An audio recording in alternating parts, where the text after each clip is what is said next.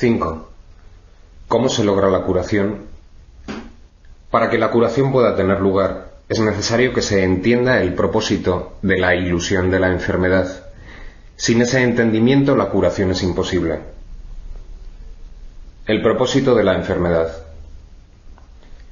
La curación se logra en el instante en que el enfermo deja de atribuirle valor al dolor.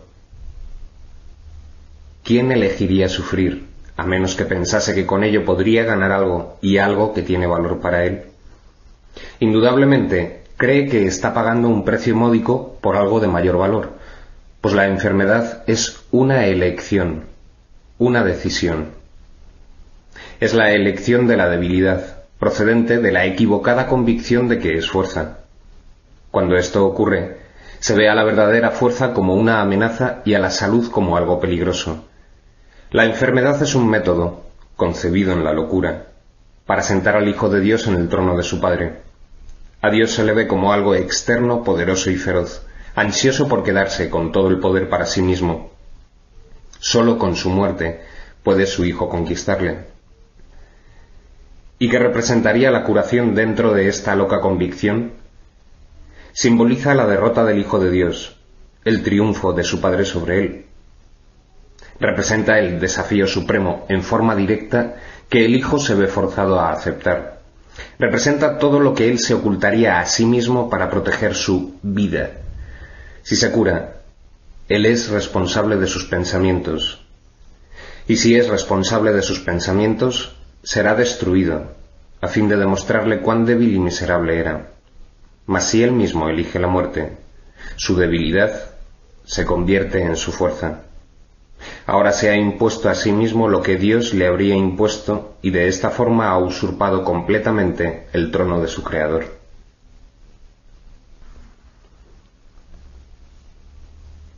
Un cambio de percepción.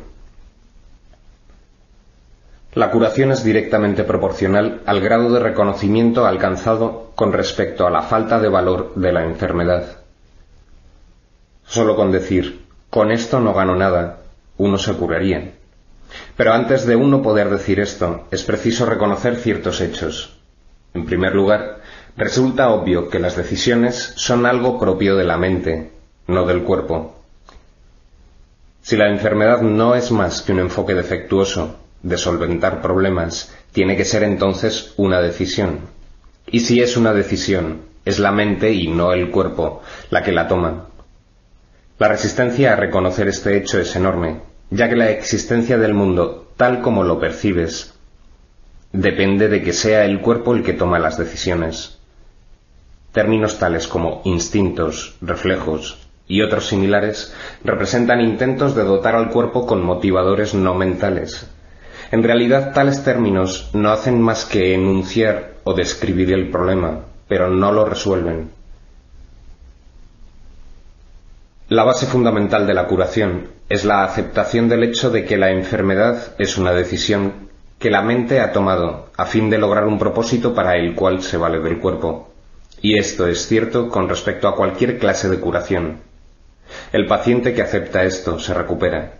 Si se decide en contra de la recuperación, no sanará. ¿Quién es el médico entonces? La mente del propio paciente. El resultado acabará siendo el que él decida. Agentes especiales parecen atenderle, sin embargo, no hacen otra cosa que dar forma a su elección. Los escoge con vistas a darle forma tangible a sus deseos, y eso es lo único que hacen. En realidad no son necesarios en absoluto. El paciente podría sencillamente levantarse sin su ayuda y decir, no tengo ninguna necesidad de esto. No hay ninguna forma de enfermedad que no se curase de inmediato. ¿Qué es lo único que se necesita para que este cambio de percepción tenga lugar? Simplemente esto. El reconocimiento de que la enfermedad es algo propio de la mente y de que no tiene nada que ver con el cuerpo. ¿Qué te cuesta este reconocimiento? Te cuesta el mundo que ves, pues ya nunca te parecerá que es el mundo el que gobierna a la mente.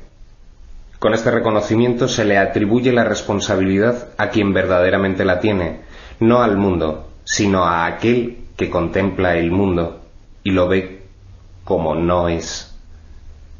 pues ve únicamente lo que elige ver, ni más ni menos. El mundo no le hace nada, pero él pensaba que le hacía algo. Él tampoco le hace nada al mundo, ya que estaba equivocado con respecto a lo que el mundo era. En esto radica tu liberación de la culpabilidad y de la enfermedad, pues ambas son una misma cosa. Sin embargo, para aceptar esta liberación, la insignificancia del cuerpo tiene que ser una idea aceptable. Con esta idea el dolor desaparece para siempre, pero con esta idea desaparece también cualquier confusión acerca de la creación. ¿Cómo podría ser de otra manera?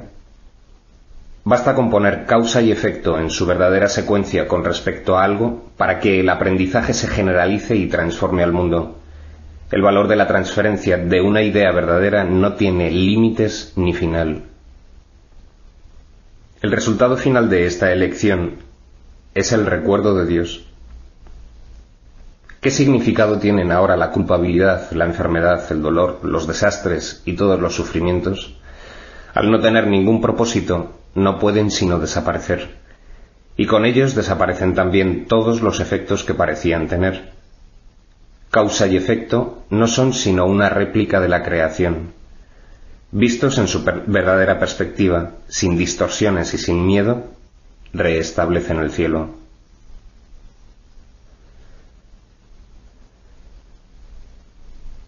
La función del Maestro de Dios. Si el paciente tiene que cambiar de mentalidad para poderse curar, ¿qué puede hacer el Maestro de Dios? ¿Puede cambiar la mentalidad del paciente por él? Desde luego que no. Para aquellos que ya están dispuestos a cambiar de mentalidad, la función del Maestro de Dios no es otra que la de regocijarse con ellos, pues se han convertido en Maestros de Dios junto con él.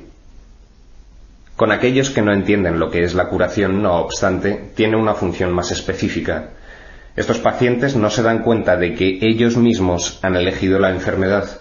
Por el contrario, creen que la enfermedad los ha elegido a ellos.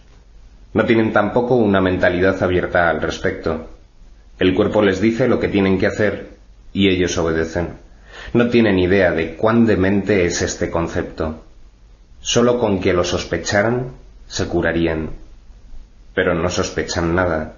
Para ellos, la separación es absolutamente real. Los maestros de Dios van a estos pacientes representando otra alternativa que dichos pacientes habían olvidado. La simple presencia del Maestro de Dios les sirve de recordatorio.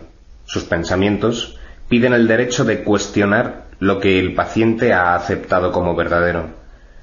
En cuanto que mensajeros de Dios, los maestros de Dios son los símbolos de la salvación. Le piden al paciente que perdone al Hijo de Dios en su nombre.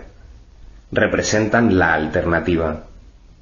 Con la palabra de Dios en sus mentes vienen como una bendición, no para curar a los enfermos, sino para recordarles que hay un remedio que Dios les ha dado ya. No son sus manos las que curan, no son sus voces las que pronuncian la palabra de Dios, sino que dan sencillamente lo que se les ha dado, y exhortan dulcemente a sus hermanos a que se aparten de la muerte. He aquí, Hijo de Dios, lo que la vida te puede ofrecer. ¿Prefieres elegir la enfermedad en su lugar? Los maestros de Dios avanzados no toman en consideración ni por un instante las formas de enfermedad en las que sus hermanos creen. Hacerlo sería olvidar que todas ellas tienen el mismo propósito y que por lo tanto no son en modo alguno diferentes. Los maestros de Dios tratan de oír la voz de Dios en ese hermano que se engaña a sí mismo hasta el punto de creer que el Hijo de Dios puede sufrir. Y le recuerdan que él no se hizo a sí mismo y que aún es tal como Dios lo creó. Los maestros de Dios reconocen que las ilusiones no pueden tener efectos. La verdad que se encuentra en sus mentes se extiende hasta la verdad que se encuentra en las mentes de sus hermanos, y de este modo no refuerzan sus ilusiones. Así, éstas se llevan ante la verdad. La verdad no se lleva ante ellas. y de esta manera se disipan, no por medio de la voluntad de otro, sino por medio de la única voluntad que existe en unión consigo misma. Esta es la función de los maestros de Dios: no ver voluntad alguna separada de la suya, ni la suya separada de la de Dios.